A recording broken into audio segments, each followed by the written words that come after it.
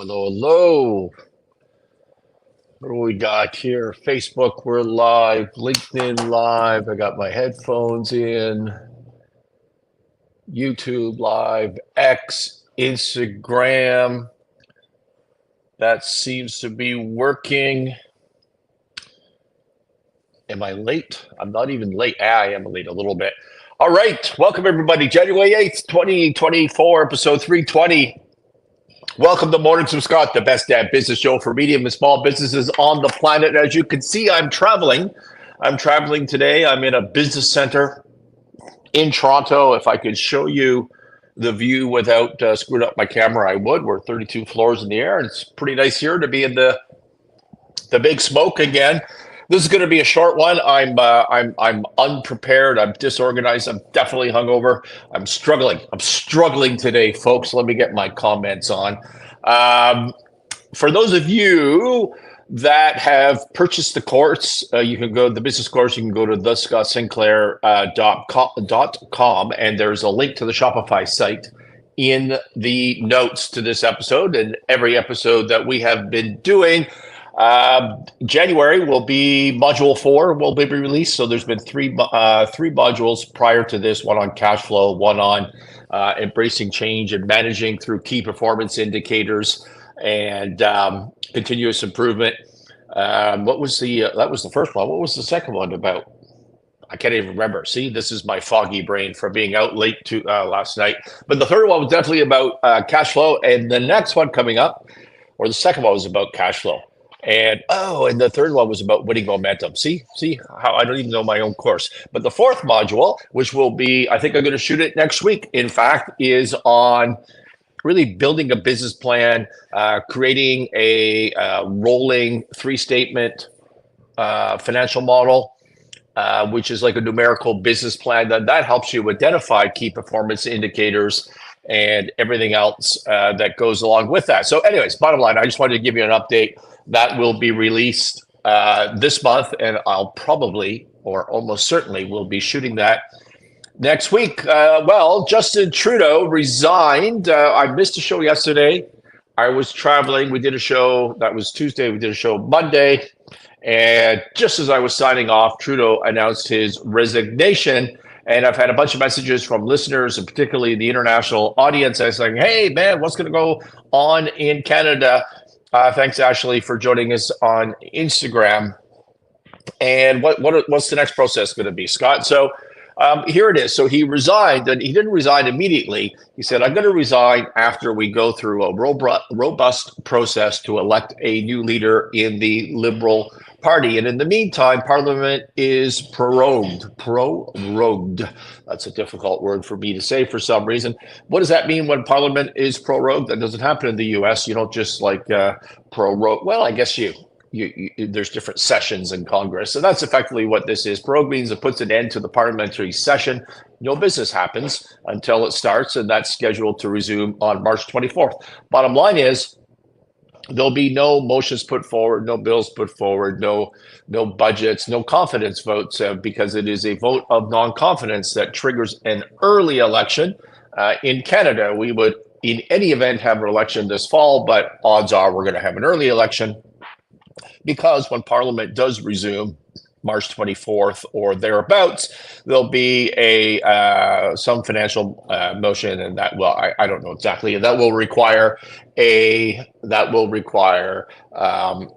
vote, and there will be a motion of non-confidence. And leader Jagmeet Singh of the Socialist Party in Canada, the NDP, has said that he'll stop supporting the Liberal Party, which is Justin Trudeau's party, and therefore that government will collapse and there will be finally an election. Now, does anybody believe Jagmeet? I mean, he seems to be full of it at all times.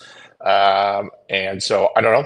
I don't know if that's going to happen, but likely there'll be enough pressure, political pressure, to bring an end to this government. So in between then, the leadership, the Liberals Party of Canada, which is Trudeau's party, as I said, is going to have a leadership race. And so that's like a primaries in the US, and they're going to have a bunch of candidates come in, and they'll be voting just amongst the Liberal Party or whoever joins the Liberal Party, which I think is open now. And they'll elect a leader. And then if Trudeau goes through with his resignation, as he says, then that new leader will automatically become prime minister, because in Canada, we don't technically vote for a prime minister. We vote for parties. We vote for actually individual members of parliament, and then the party with the most MPs, members of parliament, is the party in power, and they in fact choose their prime minister.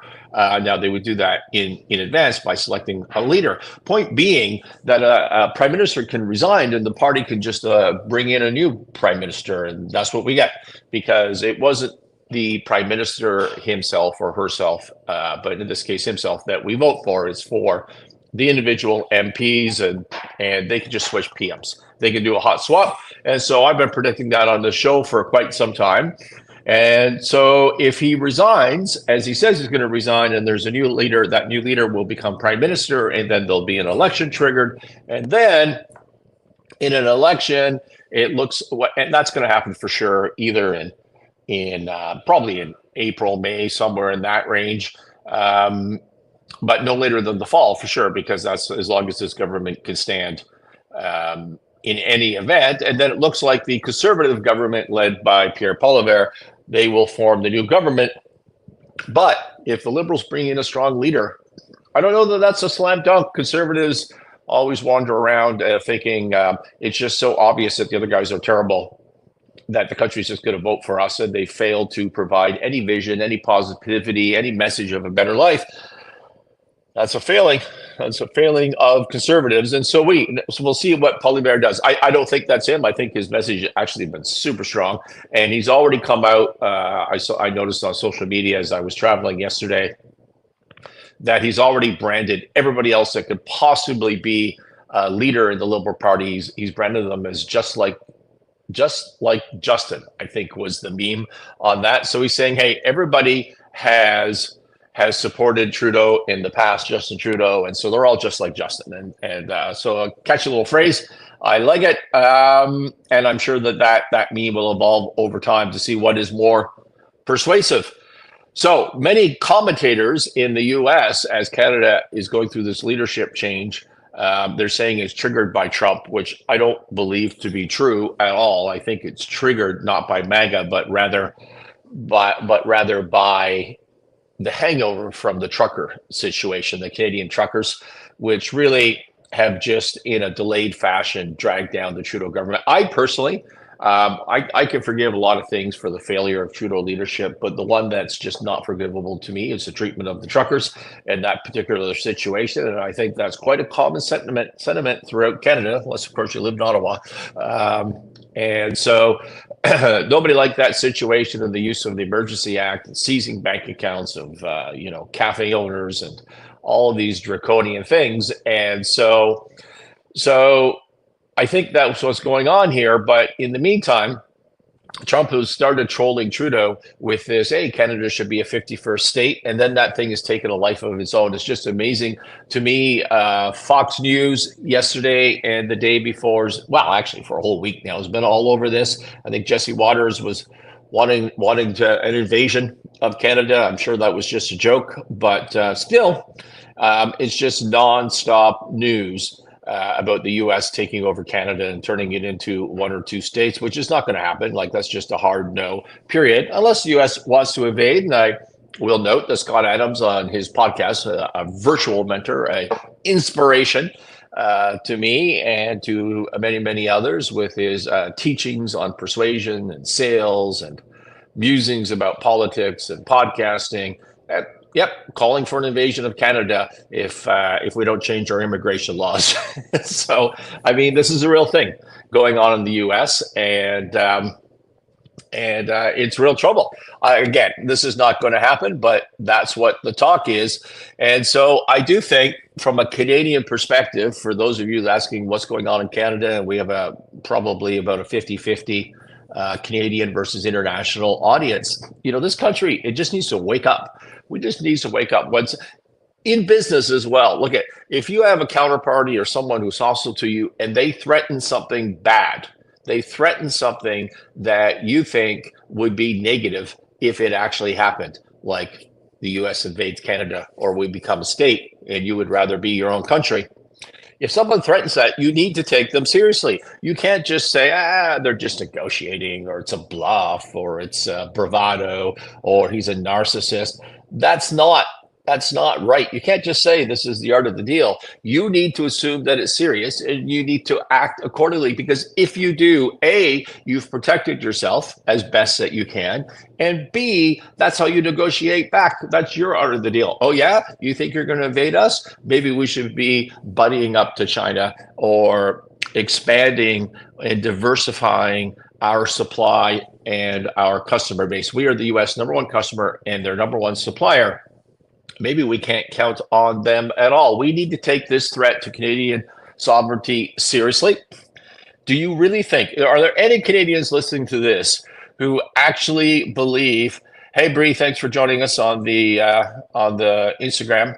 Are there any Canadians who actually believe that if there was a territorial dispute in the Arctic, let's say with Russia or anywhere else, just a little incursion, just a little nuclear sub taking away some of our land, do we think the US is going to come to our rescue? Is that what we think? The Canadian Army can't do it. I read somewhere we were down to 13,000, 30,000, some de minimis number of personnel in the Canadian Army. So this has just been decimated or worse, and we just operate like little children, thinking the US is going to come in and save us. Do you really think that's going to happen with MAGA in charge? I'm not picking on MAGA, by the way. I love a lot of things about what that is all about. But business is business. They're looking after the US. Canadians need to look after Canada. Do we really think that the US is going to come to our rescue? Do you think they're going to do it for free? Or do you think they're going to want a bunch of resources in exchange for protecting us from a Russian incursion of some sort? This country needs to wake up. We need to wake up from the Trudeau nightmare. Canada has lost its identity. It's lost its values. What value? Can someone in the comments just name one value that Canada brings to the international community? Anything?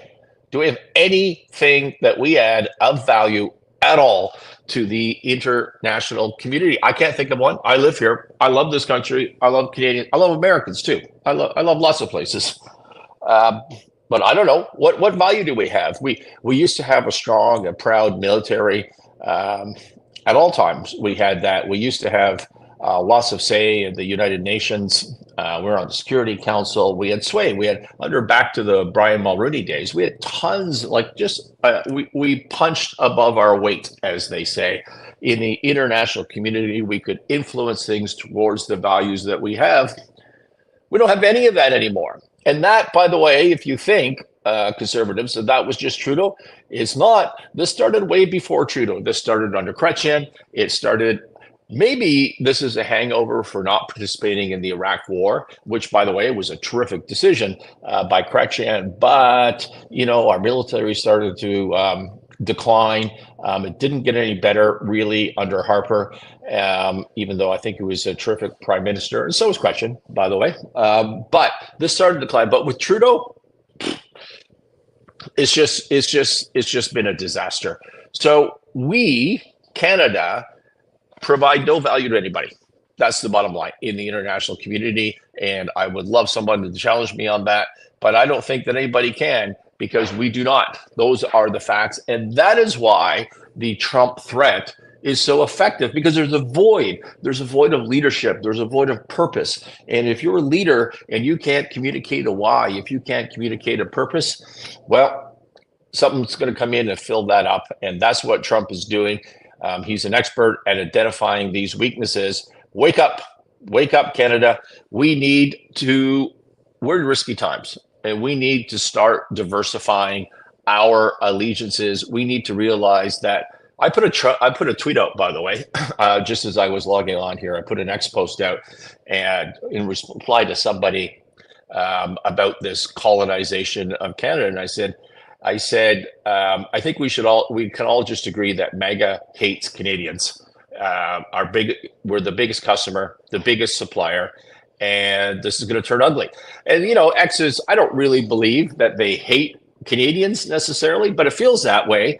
And X is the place that you put those sort of posts out to see what happens, right? To see what the community thinks. And you know what the community thinks? I got lots of MAGA people responding and liking that and reposting that post because that's the way they feel about it too. Canada, wake up. Wake up. Okay, U.S. Steel. We didn't get to this story Monday. I had wanted to do that. President Biden from the Wall Street Journal blocked the sale of U.S. Steel to Japan's Nippon Steel, fulfilling his pledge to keep the storied steel maker domestically owned. So Biden's decision comes after the Committee on Foreign Investment in the U.S., the CFI-US, a federal interagency panel spent months reviewing the $14.1 billion deal for potential national security risks in a transaction involving a foreign buyer. So the idea here, the stock right now, when I was looking at this morning, the symbol X, not to be confused with Twitter, but U.S. Steel, it was around $32. I believe it was $32 when we started covering this potential deal on the show. Don't hold me to the numbers, go back to past episodes, but the Nippon bid was over $50 a share. And both Trump and Biden during the election said, no, we're not going to approve this. We're going to block this deal because that's what the labor unions want. And the labor unions in question are in Pennsylvania. Pennsylvania was a swing state. Everybody needed every vote. They needed the unions. And so that was the political view.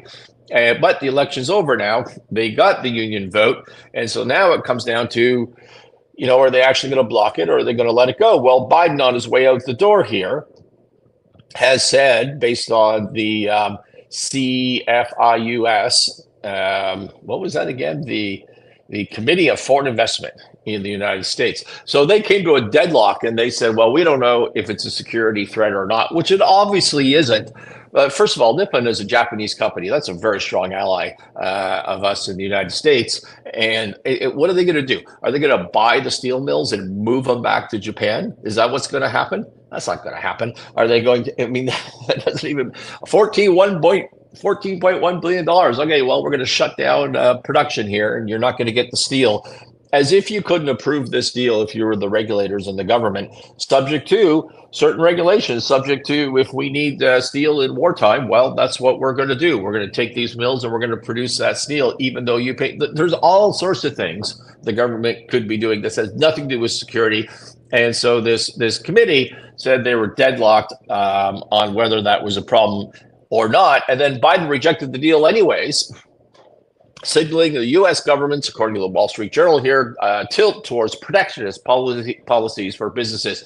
The Biden protectionist policies, not Trump, not MAGA, Biden's protectionist policies. Foreign companies have bought and sold steel companies in the U.S. for decades. It also clouds the future of the 124-year-old U.S. Steel, where executives have said they may close plants, lay off people, shift production to lower cost facility if the sale does not proceed.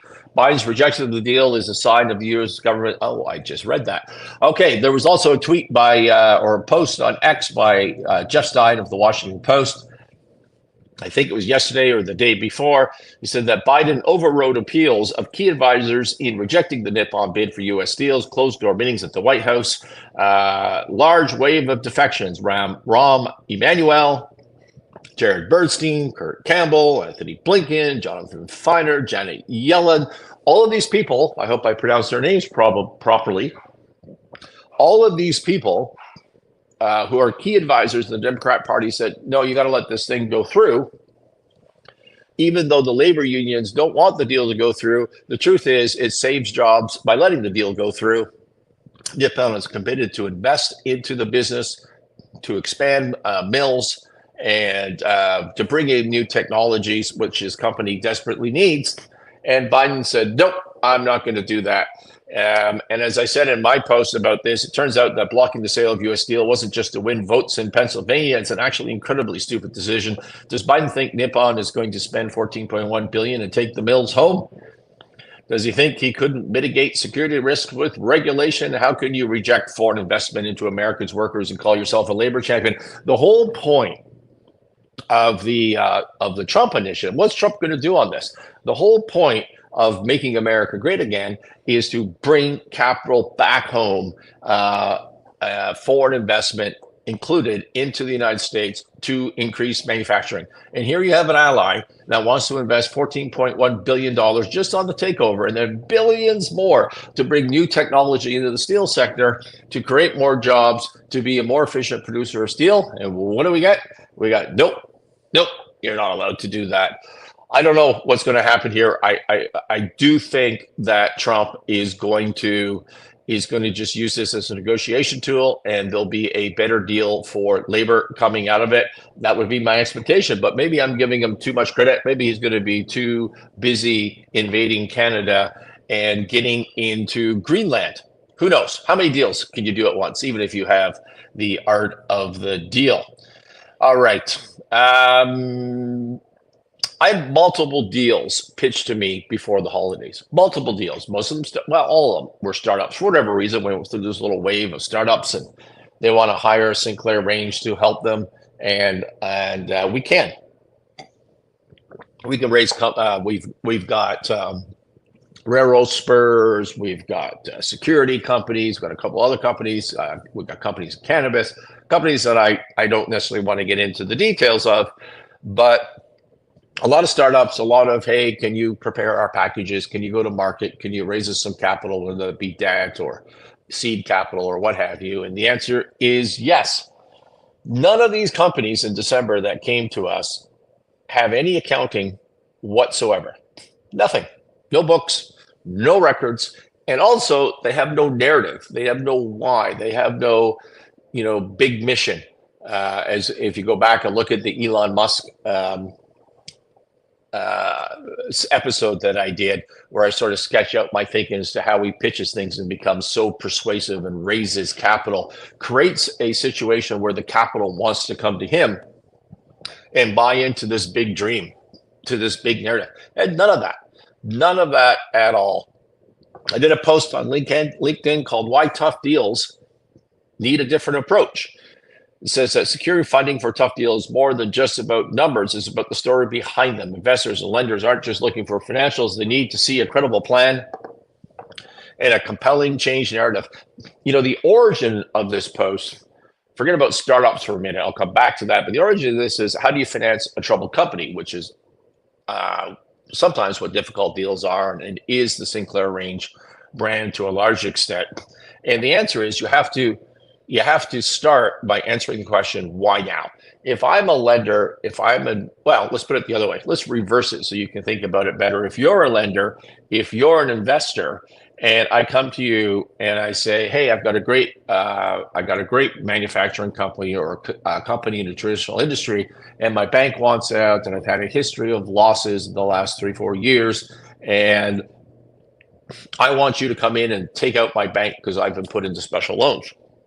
And I'm out of money. I'm going to struggle to meet payroll.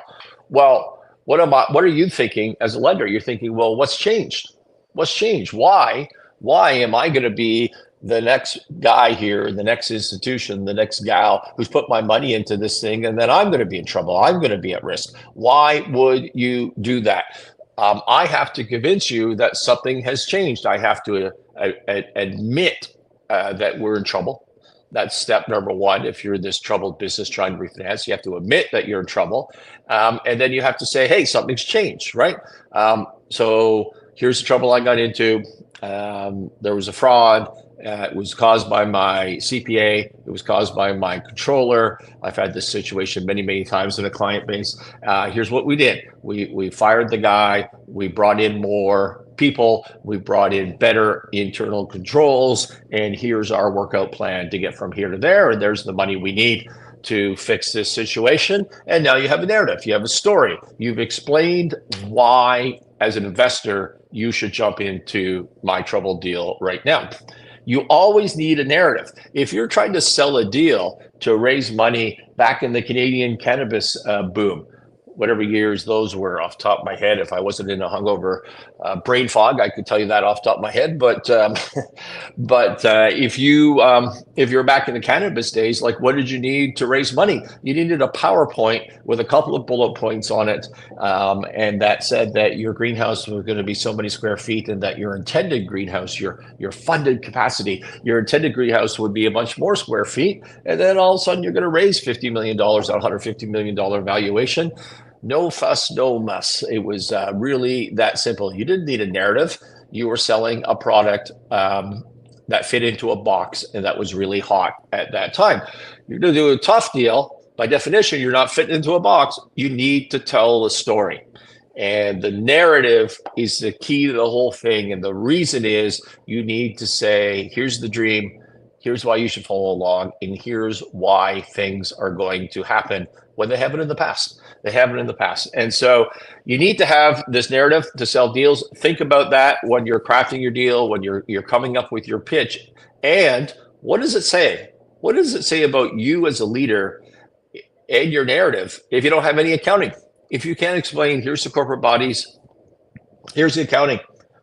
It's been 10 grand of expenses. That's all we spent on this whole thing, but you have it accounted for. You're taking this seriously as a business. You're not just some dude running around trying to pitch something that you haven't fully thought out and that you are not executing, right? You can't just wait for someone to write you a check so you start executing.